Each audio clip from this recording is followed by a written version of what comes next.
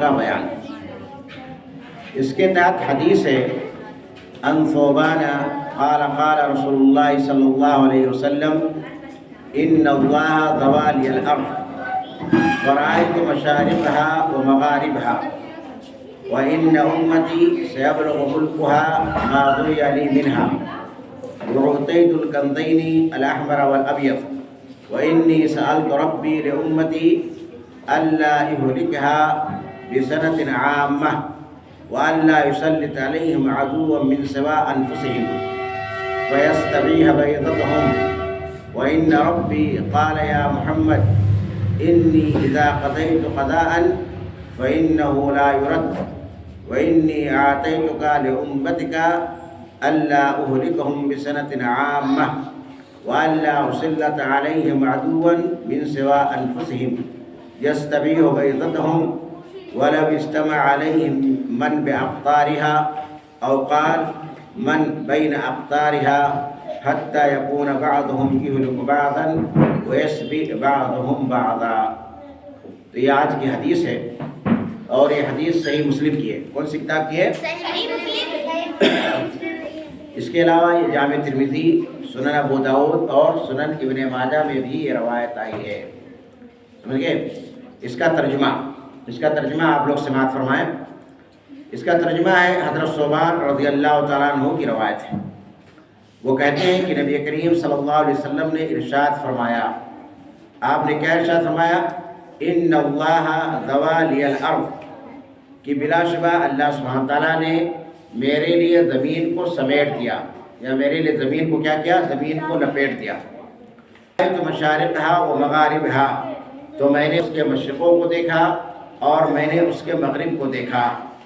وَإِنَّ أُمَّتِي سَيَبْلُغُ مُلْكُهَا، اور بلا شبہ میری امت کی حکومت، میرے امت کی بادشاہت اس جگہ کو پہنچ جائے گی جو اس زمین میں سے میرے لیے سمیٹ دیا گیا۔ مَا ضُوِيَ لِي مِنْهَا، یعنی ان میں سے جو زمین میرے لیے سمیٹ دی گئی، جو زمین میرے لیے لپیٹ دی گئی، وہاں تک میری امت کی حکومت پہنچ جائے گی۔ وَأُعْطِيتُ الْكَنزَيْنِ الْأَحْمَرَ وَالْأَبْيَضَ، اور اللہ سبحانہ تعالیٰ نے مجھے دو خزانے عطا کیے ہیں، ایک خزانہ سرخ ہے اور دوسرا خزانہ سفید ہے۔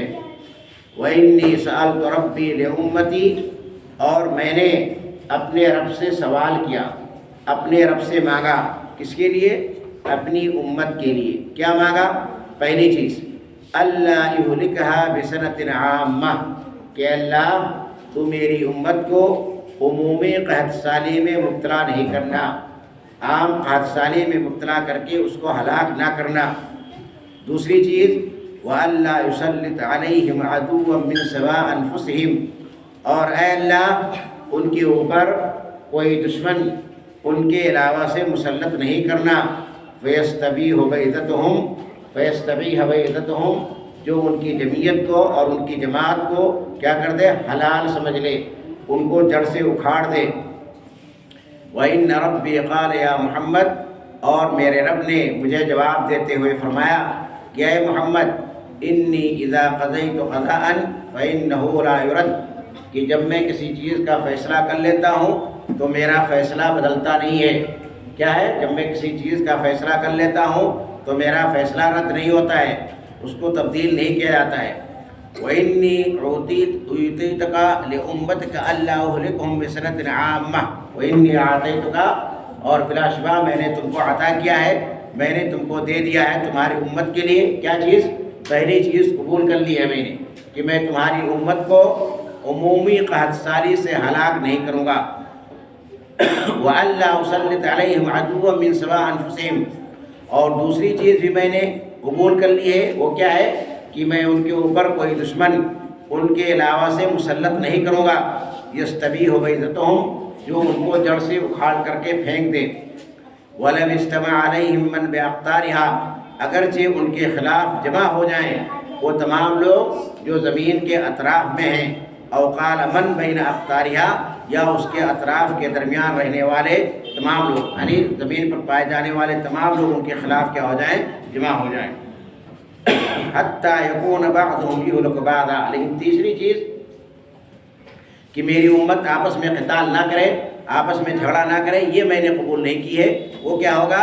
یہاں تک کہ یعنی امت میں سے بعض لوگ یعنی خود ایک دوسرے کو ہلاک کریں گے، وَيَسْبِي بَعْضُهُمْ بَعْضًا، اور بعض میں سے کیا کریں گے؟ بعض کو قیدی بنائیں گے۔ تو یہ تیسری دعا جو تھی اللہ سبحانہ تعالیٰ نے نبی کریم صلی اللہ علیہ وسلم کے قبول نہیں فرمائی کہ امت کے درمیان کیا ہوگا؟ فتنہ ہوگا، اور یہ امتی آپس میں لڑیں گے، اور یہ امتی آپس میں کیا کریں گے؟ لڑیں گے۔ اب میں اس حدیث کی شرح کرنے سے پہلے آپ لوگوں کو مختصر طور پر حضرت ثوبان رضی اللہ تعالیٰ عنہ کی سوانح عمری بتا دیتا ہوں۔ یہ حضرت ثوبان رضی اللہ تعالیٰ عنہ بہت ہی جلیل القدر اور عظیم الشان صحابی ہیں۔ یہ کون تھے؟ یہ نبی کریم صلی اللہ علیہ وسلم کے غلام تھے۔ کون تھے؟ نبی کریم صلی اللہ علیہ وسلم کے غلام تھے۔ یہ اصل میں حجاز ہی کے رہنے والے تھے۔ سرات ایک جگہ ہے، حجاز میں ایک جگہ سرات ہے جو یمن اور مکہ کے درمیان میں، وہاں کے رہنے والے تھے، اور ان کا قبیلہ جو تھا ہمیری خاندان سے تھا۔ تو ان کا نام کیا ہو گیا؟ ان کا نام ثوبان ہو گیا، ان کی کنیت ابو عبداللہ ہو گئی، اور یہ جو ہے یمن کا ایک مشہور قبیلہ ہے، کیا نام اس کا؟ حمیر۔ کیا نام ہے؟ یمن کا ایک مشہور قبیلہ، اس کا نام حمیر ہے۔ تو اسی قبیلے سے ان کا تعلق تھا، اور یہ کیا تھے؟ سرات کے رہنے والے تھے۔ تو اس زمانے میں جنگ کے اندر گرفتار ہو گئے، تو جب گرفتار ہو گئے تو ان کو غلام بنا لیا گیا۔ کہ جب نبی کریم صلی اللہ علیہ وسلم کے پاس پہنچے تو نبی کریم صلی اللہ علیہ وسلم نے ان کو خرید کر کے آزاد کر دیا، اور ان سے کہا کہ اگر تمہارا دل چاہتا ہے تو اپنے خاندان والوں کے پاس چلے جاؤ، اور اگر تمہارا دل چاہتا ہے تو میرے ساتھ رہو، ٹھیک ہے؟ میرے ساتھ رہو گے تو کیا ہوگا؟ تمہارا شمار اہل بیت میں سے ہوگا۔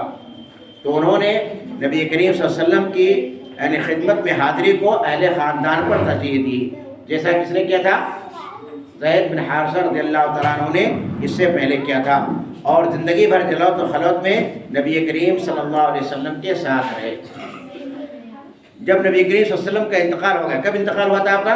کون مجھے بتائے گا؟ نبی کریم صلی اللہ علیہ وسلم کا انتقال کس سن میں ہوا تھا؟ کسی کو معلوم ہے؟ نہیں معلوم؟ ہاں بتاؤ۔ 12 ربیع الاول تو مہینہ کی تاریخ ہو گئی، سن ہجری کیا تھی؟ ہاں 11 ہجری میں، دوشنبہ کے دن، یوم الاثنین یعنی سوموار کے دن، اور 12 ربیع الاول، اور سن کون سا؟ 11، سن 11 ہجری میں نبی کریم صلی اللہ علیہ وسلم کا انتقال ہو گیا تھا۔ تو نبی کریم صلی اللہ علیہ وسلم کے انتقال کے بعد آپ کی وفات کے کچھ دنوں بعد تک یہ مدینہ ہی میں رہے، لیکن جب نبی کریم صلی اللہ علیہ وسلم کا انتقال ہو گیا تو مدینہ کی ہر چیز ان کو کاٹنے لگی، تو اس لیے یہاں کا قیام چھوڑ دیا، اور کہاں چلے گئے؟ شام چلے گئے، اور مصر میں جو فتوحات تھی اس کے اندر بھی یہ شامل تھے۔ پھر جو ہے آخر میں شام ہی کے اندر حمص ایک شہر ہے، حمص ایک شہر ہے بہت ہی مشہور ہے، وہاں چلے گئے، وہیں پر گھر بنا لیا، اور 54 ہجری کے اندر ان کا کیا ہوا؟ انتقال ہوا۔ کبھی وفات ہوئی ان کی؟ 54 ہجری میں کیا ہوا؟ ان کی وفات ہوئی ہے، اور ان سے جو ہے 172 احادیث مروی ہیں۔ کتنی احادیث انہوں نے روایت کی ہے نبی کے سے؟ 127 127 احادیث ان سے مروی ہیں۔ اچھا، اب میں اس حدیث کی مختصر طور پر آپ لوگوں کے سامنے شرح کر دیتا ہوں۔ سب سے پہلی بات اس حدیث سے یہ معلوم ہوتی ہے کہ نبی کریم صلی اللہ علیہ وسلم نے اپنی امت کو، اپنی قوم کو اس کے اندر بشارت سنائی ہے، خوشخبری سنائی ہے۔ وہ خوشخبری کیا ہے؟ کہ نبی کریم صلی اللہ علیہ وسلم کے لیے زمین کو سمیٹ دیا گیا۔ تو زمین کو سمیٹنے کا مطلب کیا ہوتا ہے؟ پہلے یہ بتاؤ، کون جانتا ہے؟ زمین کو سمیٹ دیا گیا، جیسے یہ ورقہ ہے، اس وقت یہ پیپر ہے، پیپر کو میں نے سمیٹ دیا، یا کپڑا ہے، کپڑے کو میں نے سمیٹ دیا، لپیٹ دیا۔ تو کیا اسی طرح سے زمین کو نبی کریم صلی اللہ علیہ وسلم کے لیے اللہ تعالیٰ نے سمیٹ دیا؟ تو یہاں پر زمین کو لپیٹنے سے یا زمین کو سمیٹنے سے کیا مراد ہے؟ کہ اللہ تعالیٰ نے زمین کو نبی کریم صلی اللہ علیہ وسلم کے بالکل کیا کر دیا؟ قریب کر دیا۔ اس طرح سے زمین کو آپ کے سامنے کر دیا کہ آپ نے اس کے مشرقی حصے کو اور آپ نے اس کے مغربی حصے کو کیا کر لیا؟ دیکھ لیا۔ یعنی زمین کو اس طرح سے آپ کے سامنے پیش کر دیا گیا کہ آپ نے اس کے مشرقی اور مغربی حصے کو کیا کر دیا؟ دیکھ لیا، ایک ہی وقت کے اندر آپ نے دیکھ لیا۔ تو اس کے اندر کیا بشارت موجود ہے کہ جن حصوں کو نبی کریم صلی اللہ علیہ وسلم نے دیکھا وہاں پر کیا ہوگا، وہاں پر مسلمانوں کی حکومت قائم ہوگی۔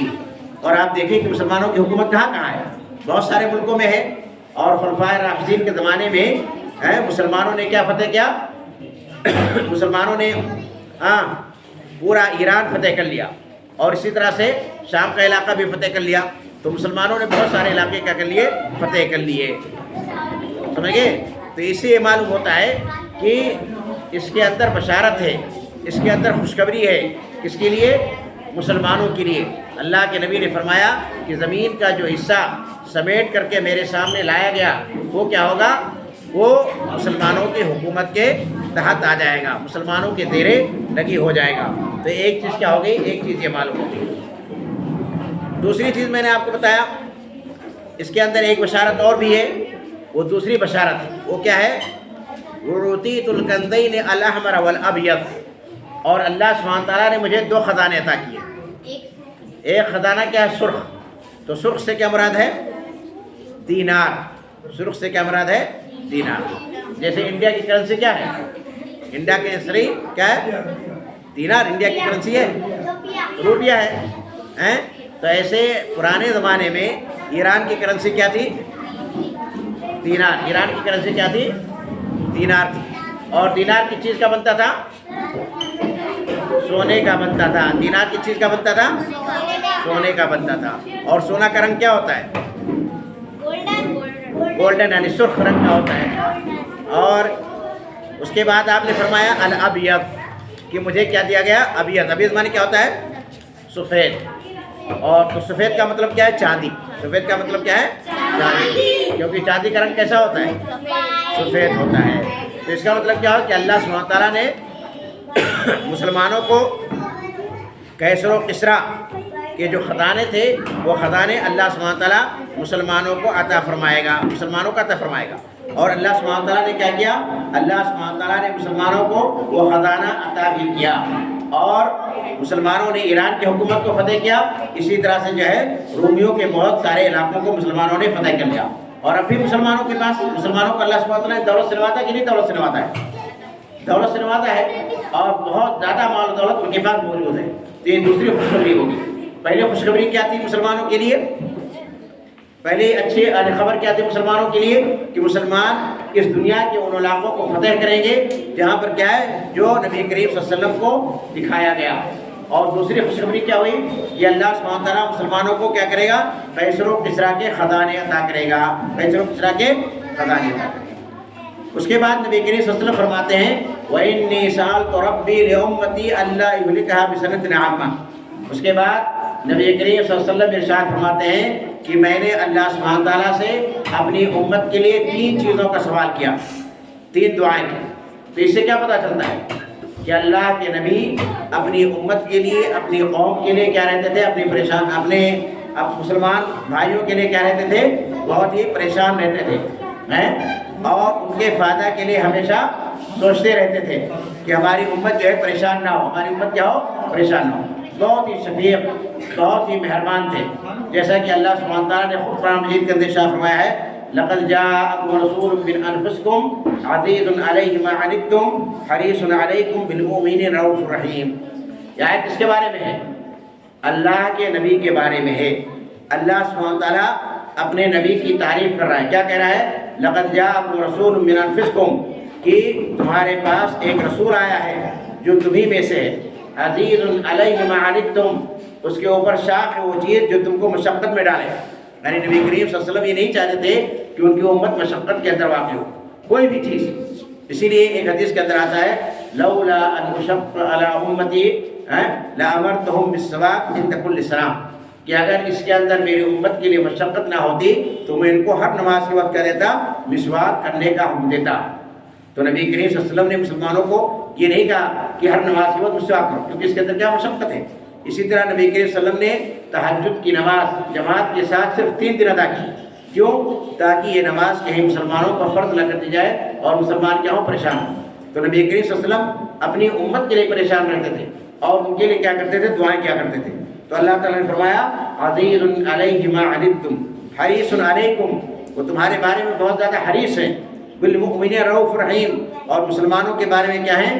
بہت ہی شفیق ہیں اور بہت ہی مہربان ہیں۔ تو یہ اللہ تعالیٰ کا کہنا ہے۔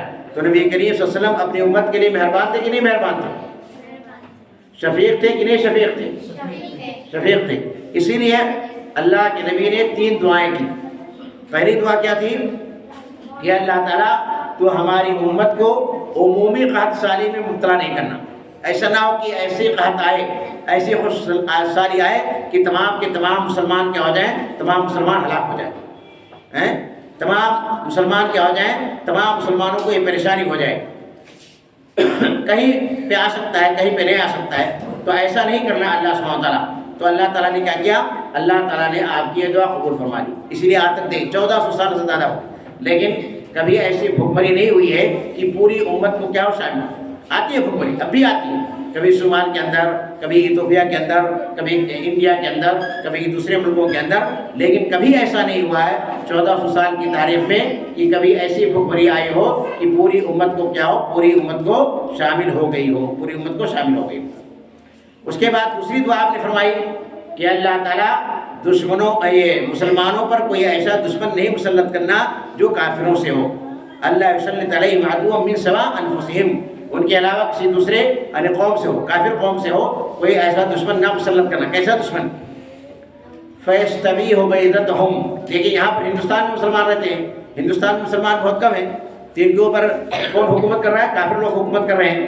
تو کافروں کے اندر بھی کئی قسمیں ہوتی ہیں، کچھ کافر ایسے ہوتے ہیں جو مسلمانوں کے ساتھ اچھا برتاؤ کرتے ہیں، لیکن کافر ایسے ہوتے ہیں جو مسلمانوں کے ساتھ بہت خراب برتاؤ کرتے ہیں۔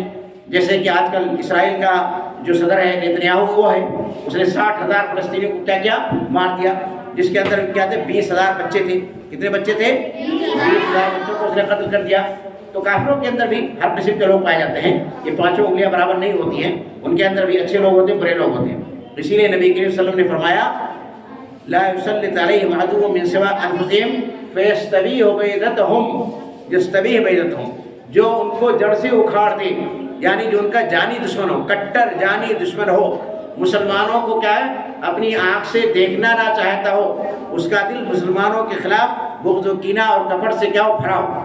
جیسے بہت سارے لوگ ہوتے کہ نہیں ہوتے ہیں جو مسلمانوں کو ایک آنکھ بالکل نہیں بھاتے ہیں، ان کو دیکھنا گوارا نہیں کرتے ہیں۔ تو یہاں پر اسی لیے اللہ کے نبی نے یہ شرط لگا دی کہ اللہ تعالیٰ دشمن اگر مسلط بھی ہو، جو ایسا نہ ہو جو مسلمانوں کو بالکل ہلاک و برباد کر دے، فیستبیح بَیضَتَہم، یعنی ان کو جڑ سے اکھاڑ کے کیا کرتے ہیں؟ ان کو مار کر کے ہلاک کر دے، برباد کر دے۔ تو ایسا دشمن مسلط نہیں کرنا۔ اگر دشمن تو مسلط کرتا ہے جو ایسا جو ان کے ساتھ رحم دلی کا برتاؤ کرے۔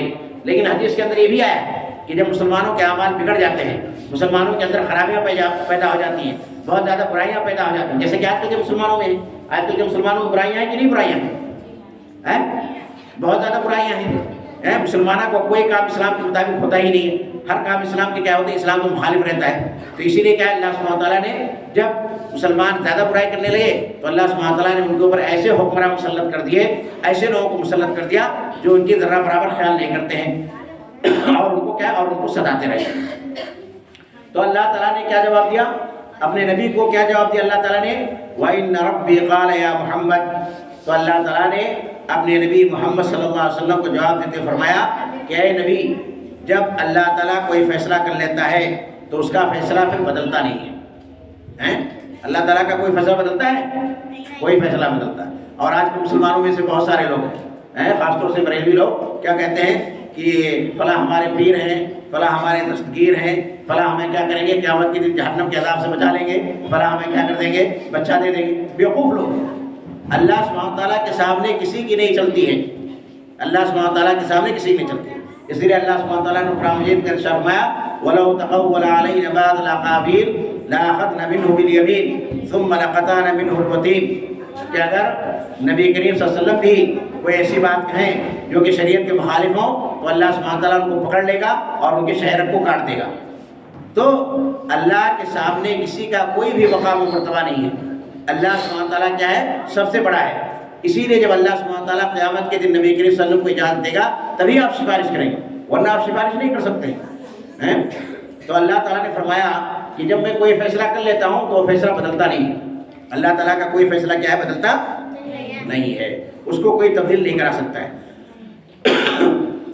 تو اللہ تعالیٰ نے کہا وَإِنِّي أَعْطَيْتُكَ لِأُمَّتِكَ أَلَّا أُهْلِكُمْ بِسَنَةٍ عَامَةٍ، تمہاری پہلی دعا قبول ہوتی ہے، میں جو ہے تمہاری امت کو عمومی قحط سالی میں مبتلا کر کے ہلاک نہیں کروں گا۔ ایسا نہیں ہوگا کہ پوری کی پوری امت کیا ہو، قحط سالی کے اندر مبتلا ہو جائے، بھوکمری کے اندر کیا ہو جائے، مبتلا ہو جائے، یہ نہیں ہوگا۔ اور اسی طرح سے تمہاری دوسری دعا بھی قبول کر لی ہے میں نے، وہ کیا ہے کہ میں مسلمانوں پر کوئی ایسا دشمن مسلط نہیں کروں گا کافروں میں سے جو ان کو کیا کرے، جو ان کو ہلاک کر دے، جو ان کو برباد کر دے۔ یعنی دشمن مسلط تو ہوگا، جیسا کہ آج کل بہت سارے ملکوں میں ہے، اللہ سبحانہ تعالیٰ نے مسلمانوں پر کیا کیا کافروں کو مسلط کر دیا ہے، لیکن ایسا نہیں ہوگا جو ان کو ایک دم سے تباہ و برباد کر دے، یستبیح ہو گئی تو ہم جو ان کو ایک تباہ سے برباد کر دیں۔ لیکن کیا ہوگا، تیسری جو ہے کہ مسلمانوں کے درمیان آپس میں جنگ نہ ہو، مسلمانوں کے درمیان آپس میں قتال نہ ہو، یہ دعا اللہ سبحانہ تعالیٰ نے نہیں قبول فرمائی۔ اس لیے کہا گیا حتیٰ یکون بعضهم یہلک بعضا، کہ مسلمان ہی خود ایک دوسرے کو کیا کریں گے، ہلاک کریں گے۔ تو مسلمان ایک دوسرے کو ہلاک کریں کہ نہیں ہلاک کریں؟ مسلمان ایک دوسرے کو قید کر رہے ہیں کہ نہیں قید کر رہے ہیں؟ قید کر رہے ہیں۔ یہاں تک کہ یہ فتنہ جو مسلمانوں کے اندر پیدا ہوا، یہ پہلی صدی ہجری کے اندر پیدا ہو گیا، اور پہلی صدی ہجری میں دیکھیے حضرت علی رضی اللہ تعالیٰ عنہ کے درمیان اور خوارج کے درمیان لڑائی ہوئی، اور خوارج جو تھے یہ فرقہ باغیہ تھا، انہوں نے بغاوت کر دی تھی نبی حضرت علی کے خلاف۔ اس کے بعد تمام فرقے پیدا ہو گئے، اور پھر مسلمانوں کے اندر کیا ہوگی، لڑائیاں ہوتی رہیں۔ تو جب سے یہ فتنہ شروع ہوا ہے، جب سے مسلمان کیا ہیں، مسلمان آپس میں لڑتے رہے ہیں۔ لڑ رہے ہیں کہ نہیں لڑ رہے ہیں؟ لڑائی ہوتی کہ نہیں ہوتی ہے؟ بھائی بھائی سے لڑ جاتا ہے، بھائی باپ سے لڑ جاتا ہے، گھروں کے اندر آپ دیکھ لیجیے کیسے لڑائی ہوتی ہے، ساس اور بہو کے اندر لڑائی ہوتی ہے، اور دوسرے لوگوں کے اندر لڑائی ہوتی ہے کہ نہیں ہوتی ہے؟ تو مسلمان دو گروپ بنا کر کے آپس میں کیا کرتے ہیں، آپس میں ایک دوسرے کو ہلاک کرتے ہیں، اور آپس میں ایک دوسرے کو کیا کرتے ہیں، ایک دوسرے کو قتل کرتے ہیں۔ اسی لیے ایک دوسری حدیث کے اندر ہے کہ لا ترجعوا بعدی کفارا، اے مسلمانوں میرے بعد کافر نہ بن جانا، یعنی میرے انتقال کر جانے کے بعد، میرے یہاں دنیا سے چلے جانے کے بعد کافر مت بن جانا۔ لا ترجعوا بعدی کفارا یضرب بعضکم رقاب بعض، کہ تم میں سے ایک دوسرے کی گردن مارنے لگے۔ ایک مسلمان دوسرے مسلمان کی گردن مارے تو یہ کیا ہے، یہ کون کرتا ہے؟ یہ کفر کا کام ہے، یہ کافر لوگ آپس میں کرتے ہیں۔ اس لیے تم لوگ آپس میں یعنی کفر کا کام مت کرنا، کفر کا کام کیا کرنا، مت کرنا۔ تو اس طرح سے نبی کریم صلی اللہ علیہ وسلم نے اس حدیث کے اندر بیان فرمایا کہ مسلمانوں آپس میں آپس میں لڑائی جھگڑا نہیں کرنا۔ تو میں نے آپ لوگوں کو بتا دیا کہ آج کے اس درس کا ٹاپک کیا تھا، اور اس حدیث سے ہمیں کیا کیا چیزیں معلوم ہوتی ہیں، اور نبی کریم صلی اللہ علیہ وسلم اپنی امت کے لیے کس قدر شفیق تھے، کس قدر رحیم تھے، کس قدر کریم تھے، کہ آپ نے جو ہے 3 چیزوں کی اللہ سبحانہ تعالیٰ سے دعا کی۔ اب میں آخر میں اللہ سبحانہ تعالیٰ سے دعا کرتا ہوں کہ اللہ تعالیٰ تو ہم تمام مسلمانوں کو اسلام کو پڑھنے، اس کو سمجھنے اور اس کے مطابق دعا کرنے کی توفیق عطا فرما۔ آمین۔ وآخر دعوانا الحمدللہ رب العالمین۔